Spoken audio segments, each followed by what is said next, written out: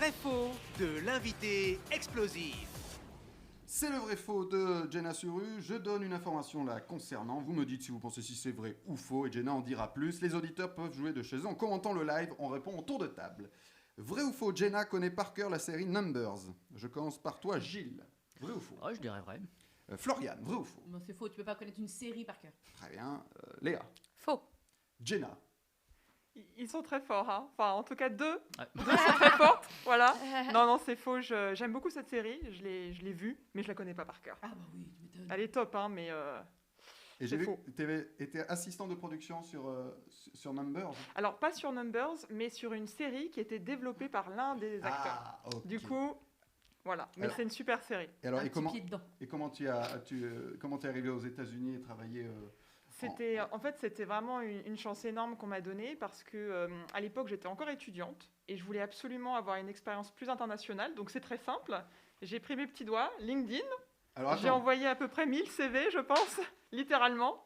Putain. Et- Littéralement, ouais, c'était 1000? vraiment... Putain, mais LinkedIn Ouais, j'en fonctionne. ai envoyé beaucoup, ouais. Je croyais que c'était une rumeur, LinkedIn. Ouais, non, moi j'ai fait des super connexions sur LinkedIn et notamment j'ai rencontré ce couple de filmmakers, acteurs à Los Angeles qui développaient une série et j'ai eu la chance énorme de bosser dessus de A jusqu'à Z. Donc, LinkedIn, ça marche. Tu vois Ah ouais, oui. Ça, nous, on avait des doutes. Et puis... Mais incroyable, je croyais que ça n'existait même pas d'ailleurs. On va tous s'y mettre demain. Moi, je suis sur Copain d'avant. Pas mal, pas mal. Ça marche. Et ça marche aussi. Ça marche. Moi, je suis sur, je sais pas si vous connaissez Instagram, mais j'y suis très peu. Je Je t'ai vu pas sur du- MySpace. Vrai ou faux, Jenna voulait être chanteuse. Je commence par toi, Léa. Ouais, c'est vrai, ouais. Gilles. Ouais, allez. Florian. Ah, moi, je rejoins l'équipe. Vas-y, je te crois. Alors, Jenna. Bravo, c'est vrai. Ouais. C'est vrai, tout à fait. En fait, j'ai toujours eu une grande passion pour la musique, aussi pour les comédies musicales, donc j'adore cette émission. C'est juste, c'est J'ai vraiment... bien choisi mon jeu. C'est vrai que toute petite, en fait, j'avais cette passion pour la musique. Et d'ailleurs, ça se retrouve dans mes films. Donc, par exemple, Thibaut, comme tu disais, L'Âge d'Or, effectivement, il y a une place importante au rock années 60, mis en scène à Saint-Tropez et à Paris. Gibson est partenaire du film et j'ai produit la BO sur des titres de Jimmy Reed, Chuck Berry. Et la musique, je trouve, c'est vraiment quelque chose qui nous rassemble, qui nous fait passer du bon temps, mais aussi qui change vraiment les choses. J'adore l'exemple des Beatles, quand à Jacksonville, ils ont pour la première fois refusé de jouer devant un public en ségrégation. C'est vraiment des changements importants. Ils ont fait quelque chose d'énorme, non seulement pour le monde de la musique, mais juste pour le monde entier. Pour moi, la musique, c'est aussi le sujet de mon prochain long métrage et une grande passion. Et on a déjà un titre pour le prochain long métrage. Perds pas le Nord, lui perd pas le Nord. Pour toute la musique du monde. Ah, pas mal. Ah. On dirait une Oui, chanson. en lien avec la musique. C'est- donc on voilà, dirait une il y a chanson un de petit Jean-Jacques lien On Goldman. dirait une chanson de Johnny. Vrai ou faux, avant son film L'Âge d'Or, Jenna n'avait jamais fait de cinéma. Je commence par toi, Florian. Vrai ou faux? Vas-y, ce serait fou, je dis vrai. Léa. Allez, vrai. Gilles. Oh, je dirais faux. Jenna. C'est quand même un peu faux. Donc bravo. Ah, Enfin, quand c'est- même. Entre vrai et faux. on va dire. Disons, C'est ouais, des non, courts-métrages, hein. non, c'est vrai que j'ai eu la chance énorme quand j'ai ouvert ma société de production de long métrage Belle Époque Film, de travailler avec Robert Sheehan, qui est un acteur absolument exceptionnel, époustouflant. Donc à l'époque, il était déjà très connu pour son rôle dans Misfits, et aujourd'hui, bien sûr, pour The Umbrella Academy. Aussi un autre court-métrage qui s'appelle Speedball, qui était financé par le Northern Ireland Screen. Par contre, là où c'est vrai, c'est que L'Âge d'Or est effectivement mon premier long métrage en tant que réalisatrice, scénariste, actrice Ok. Et productrice. et productrice. Vrai, un petit dernier. Ouais. Vrai ou faux, lors du tournage du film L'Âge d'Or, Jenna s'est fait voler tout le matériel de tournage. Je commence par toi, Léa. Vrai ou faux? Oh non, faux. Je peux pas y croire. Non, c'est horrible. Gilles. Ah, j'ai envie de dire vrai, mais ça serait triste. Florian, pour Non, finir. non, non, non, non, non, non, non, non, non. Alors, Jenna, c'est vrai ou c'est faux? Non, c'est faux, parce que Ah, si ouais. c'était arrivé... Putain, j'étais en tension avec Léa, quoi. Ah Si ouais, c'était arrivé, je l'aurais retrouvé. c'est pas bien là. Non, Et t'as on une- l'aurait brûlé. Ne brûlez pas les gens. Hein. T'as une petite frayeur dans une maison. Alors, ce qui était vraiment, par contre, mais pour le coup, c'est super drôle, c'est qu'on a tourné L'Âge d'Or dans 35 lieux exceptionnels. Et pour ça, je remercierai jamais assez la ville de Paris, la ville de Saint-Tropez, Ramatuelle. Parce que tous les lieux étaient parfaitement authentiques. Donc, on a tourné au Pont Birakeim, sur le port de Saint-Tropez. Et les lieux étaient tellement authentiques. C'est vrai, il y avait une maison qui était dans son jus parce qu'elle était des années 60. Donc, c'était une vraie maison des années 60 dans laquelle mon personnage Angèle joue. Et du coup, la veille du premier jour de tournage, il se trouvait que j'étais avec une équipe réduite en train de dormir dans la maison. Pas la maison magnifique avec la vue sur la mer pour toute l'équipe, mais on était vraiment dans notre jus. Et là, à 3h du mat, l'alarme a sonné. Donc je sais pas si vous voyez une alarme années 60 qui sonne. Oh putain. Et là, je me suis réveillée et tout de suite, évidemment, réalisatrice paranoïaque, ça y est, il y a un voleur qui est rentré. Et non, c'était Gérard qui fumait sa clope. Ouais, voilà, c'est ça. Le técosson. Il n'y avait rien en plus, ça s'est allumé tout seul, mais c'est juste pour dire à Ça quel me fait encore point... plus peur. Elle va pas bien dormir, Florian. Ah, les fantômes. Eh bien, dans quelques instants, nous parlerons du film L'Âge d'Or. Vous écoutez Pantoufle Explosive. Et maintenant, c'est l'invité explosif. Jenna Suru est toujours dans Pantoufle Explosive, elle n'est pas partie. Et non. Pour son film L'Âge d'Or que tu as écrit et réalisé. Alors, le pitch, c'est quoi? Années 60, Paris, une actrice de théâtre qui joue dans des salles assez vides rencontre un producteur américain et tous les deux ils se rendent compte qu'ils ne se sentent pas du tout à l'aise dans ce monde années 60. En fait, on ne lui demande pas assez pour ce qu'elle est capable de faire, donc ils décident de se rendre dans un village pour changer le monde. Mais ce village, c'est Saint-Tropez. Ah, pas mal comme village. Il y a pire. Il y a pire. Il y a pire, la mer, le soleil. Pas une vie trop difficile. J'ai un petit extrait du teaser. Une Française, un faux Américain formant la nouvelle vague artistique à Saint-Tropez. J'ai vécu ici quand j'étais petite. Maintenant, je suis actrice à Paris. Vous avez bien fait de venir tenter votre chance. Je dois aller faire un tour à Los Angeles.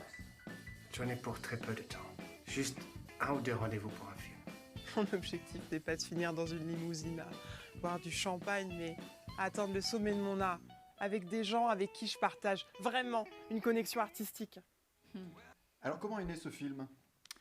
Je l'ai écrit assez rapidement, en fait, en l'espace de quelques mois. C'était vraiment comme un cri du cœur. Donc, il est né carrément. comme ça. Ouais, je l'ai... En fait, ouais, c'était vraiment... C'est rare d'avoir comme ça une histoire qui vient aussi naturellement et que j'ai vécu vraiment comme un cri du cœur. Quand je l'ai écrite, j'avais 24 ans. Et du coup, après, ça s'est passé de manière assez magique. J'ai rencontré la ville de Saint-Tropez, la ville de Ramatuelle. Et ils ont immédiatement adhéré au projet et m'ont ouvert toutes les portes de leur magnifique village. Donc l'Âge d'Or a récemment remporté le prix du meilleur long métrage étranger au festival de Franklin à Tennessee, aux États-Unis, où il était le gala d'ouverture, avec une salle bien pleine, ce qui fait toujours plaisir à voir. Merci. Et surtout, je tiens à remercier énormément la ville de Paris et tous nos partenaires qui nous ont permis de rendre cet hommage important, puisque l'Âge d'Or est aussi le dernier drame jamais tourné à la cathédrale Notre-Dame avant les incendies. Donc c'était vraiment un hommage important pour nous toutes et tous. Alors, pourquoi cette époque des années 60? C'est une époque que tu apprécies, tu es nostalgique, même si tu n'as pas connu cette époque. Hein, C'est ça, que par la magie du cinéma. C'est une époque que je trouve fascinante. Bon, déjà, la douce France, la musique est incroyable, mais c'est surtout parce que c'était une époque où il y avait un grand besoin de changement. La télévision en couleur, la contraception, beaucoup aussi d'émeutes. On a parlé tout à l'heure de Jacksonville et de ce qu'ont fait les Beatles là-bas. D'ailleurs, il y a des références dans le film à Tout à fait, tous ces ouais, événements. c'est ça. J'adore, oui, il pitch très bien le film. Moi, t'as dit contraception, je suis en train de me dire merde, j'ai oublié ma pilule. On sait tout de la vie de Florian dans cette émission. Bientôt l'appartement, on vous tient au T'es courant obligé de pour dire ça 2022. quand j'étais en train de boire une gorgée de coca. Pardon, excusez-moi. Continue, mais fais pas attention. Elle nous Et ralentit. Et c'est une époque aussi que je trouve finalement très actuelle. Aujourd'hui, on a besoin de ce changement-là. C'est ce avec quoi je me bats avec l'équipe du Festival international du film de Paris, donc à une échelle différente avec les films des filmmakers sélectionnés. Mais c'est une époque que je trouve à la fois aussi géniale, enthousiaste, avec la musique, la danse. À Saint-Tropez, on dansait, on passait du bon temps. Mais aussi tous les artistes du monde entier, Brigitte Bardot, les Stones, ils venaient tous pour trouver l'inspiration, comme un hub artistique pour ensuite apporter le changement à très grande échelle. Et ça, je trouve, c'est hyper inspirant. Et tu l'as dit, la bande originale est très importante dans le film. Oui, tout à fait. Oui, Alors, oui. qui joue le franco-américain? Il s'appelle Sébastien dans le film. Oui, c'est ça. Mais il s'appelle En Sébastien hommage- dans la vie. Alors ça qui est assez rigolo, c'est en hommage. Je suis une fan immense de Damien Chazelle. Pour moi, c'est un réalisateur époustouflant qui m'a énormément inspirée. Donc Sébastien, c'est en hommage au personnage de Ryan Gosling dans La La Land. Mais c'est un réalisateur que j'apprécie énormément depuis notamment Whiplash, qui est un film qui a beaucoup compté dans mon inspiration de réalisatrice. Donc c'est Sébastien Cipolla qui le joue. Comment tu l'as rencontré, ce casting ou c'est, Alors oui, en fait, je l'avais rencontré il y a quelques années à Los Angeles puisque je faisais les BTS d'une musique vidéo. D'accord. Et j'ai rencontré un acteur qui très sympathiquement m'a présenté son voisin, Sébastien à l'époque. Et du coup, on s'est rencontrés. Après, quelques années sont passées. Et quand il a s'agit de caster le rôle de Sébastien dans le film, il a auditionné et c'était le personnage. Et en France, on pourra le voir quand, le film? Il y a une date de sortie? Alors, on n'a pas encore la date de sortie prévue. Le film est encore en festival. Alors, on a eu énormément de chance parce qu'on a fait l'ouverture du Festival de Londres. On a remporté le premier prix juste avant le confinement dans une salle comble. C'était assez particulier de vivre ce moment vraiment magique avant la fermeture de tout. Je voulais dire de toutes les salles, mais du monde, c'était un peu spécial. Mais on a pu repartir avec la Centerpiece Screening à North Hollywood en novembre et ce magnifique prix dans le Tennessee. Mais bientôt, on espère, on croise bien les doigts. Donc, on n'a pas de date pour Pantoufles Explosives, pas une exclue. Non. Une exclue de sortie. Pas sur la sortie en salle, mais sur le Festival international du film de j'allais Paris. venir, mais vas-y, j'allais vous venir. êtes invités tous. Alors, parle-nous du Paris international. Oui. Ça sera du 9 au 14 février 2022. J'ai les bonnes dates? C'est du 10 au 20 février parce que... mais tu avais les bonnes dates. J'avais les bonnes dates. Voilà. Mettez votre dossier de presse à jour, les gars. moi, je suis très scolaire. Moi, je reçois un dossier de presse et je... Ça y est, on a la feuille, là. On a trouvé la feuille pour critiquer Thibaut. Non, en fait, tu as les bonnes dates, c'est ça. Il a les bonnes dates, mais c'est annulé. Mais non, c'est pas... Ça a été malheureusement, bien sûr, avec la pandémie. On va retravailler avec notre partenaire Filmocratie. Oui, je ne sais pas, pas de quoi on parle, mais donc les nouvelles dates. C'est du 10 au 20 février et bien sûr toute l'équipe de Pantoufles Explosives est invitée. Les films sont extraordinaires. C'est vraiment des films qui viennent du monde entier.